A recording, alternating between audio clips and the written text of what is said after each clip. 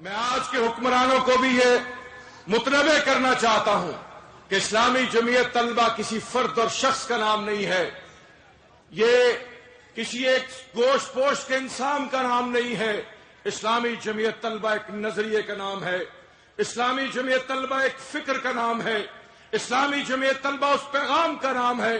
جو خاتم الانبیاء محمد مصطفیٰ صلی اللہ علیہ وسلم نے آج سے 1400 سال پیشتر اس انسانیت کو دیا تھا۔ اللہ غایتنا والرسول ہادینا والقرآن دستورنا والجہاد سبیلنا والشہادت امانینا۔ یہ وہ پیغام ہے جو اسلامی جمعیت طلبہ کے نوجوانوں کے دل و دماغ میں آج بھی روشن ہے، اور جب تک یہ روشن رہے گا اسلامی جمعیت طلبہ کے وجود سے یہ ملک اور یہ دنیا روشن تر ہوتی چلی جائے گی۔ دنیا کی کوئی طاقت اس کے راستے میں رکاوٹ نہیں بن سکے گی۔ میں آج کے حکمرانوں کو یہ کہنا چاہتا ہوں، سنو، ہوش کے ناخن لو، سنو آج کے حکمرانوں، جرنیلوں، بے غیرت جرنیلوں، سنو، تم اسلامی جمعیت طلبہ کو فتح کرنے کی بات کرتے ہو، اسلامی جمعیت طلبہ کو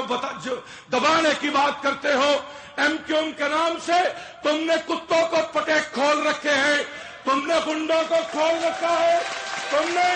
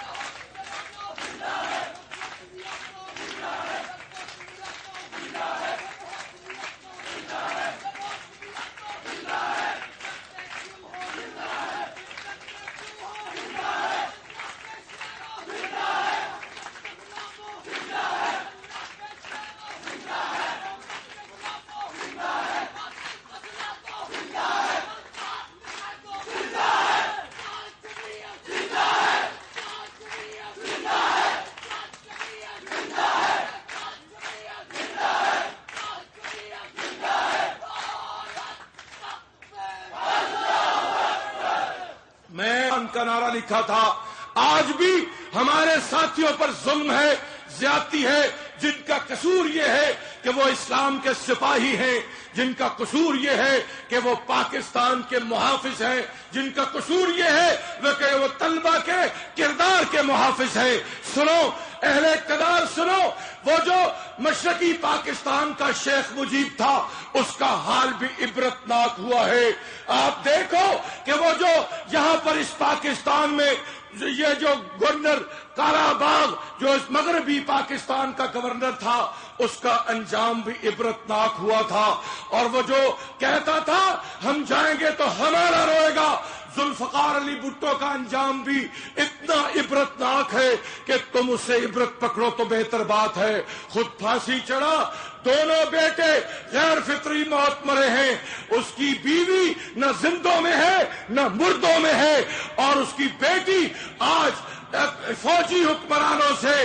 امن کی بھیک مانگتی پھرتی ہے۔ اس کا عبرتناک انجام ہوا ہے، اور جنرل مشرف تمہارا انجام بھی انشاءاللہ اتنا عبرتناک اور شرمناک ہوگا کہ رہتی دنیا تک کے لیے تمہیں رب کائنات کی ذات مثال بنا کر رکھ دے گی۔ آپ ہمارے خون کے قطروں کے اندر سے نکلنے والی سرخی ہیں، آپ ہمارے ذہن کی سوچ ہیں، آپ ہمارے قدموں کی چاپ ہیں، آپ ہماری زبان کی آواز ہیں، آپ ہماری ساری آرزوؤں کا مرکز اور تمنا ہے۔ ہم یہ سمجھتے ہیں آپ ایک طاقت ہیں، اللہ نے آپ کو قوت دی ہے، اللہ نے آپ کو جوانی دی ہے، اللہ نے آپ کو جذبہ دیا ہے، اللہ نے آپ کو قربانی کا سودا دیا ہے، اللہ نے آپ کو ایک فکر دی ہے، آپ ایک نظریے کے محافظ نوجوان ہے، ایک طاقت، ایک قوت، ایک زبردست قوت۔ لیکن میرے نوجوانوں، میں یہ کہنا چاہتا ہوں کہ قوت کو سنبھالنا بھی بڑی بات ہے، ذمہ داری کی بات ہے۔ یہ اللہ نے کہا ہے ہمارے لیے،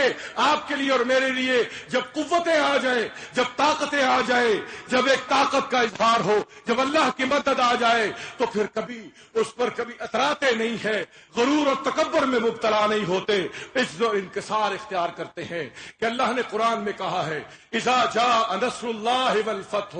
ورأیت الناس يدخلون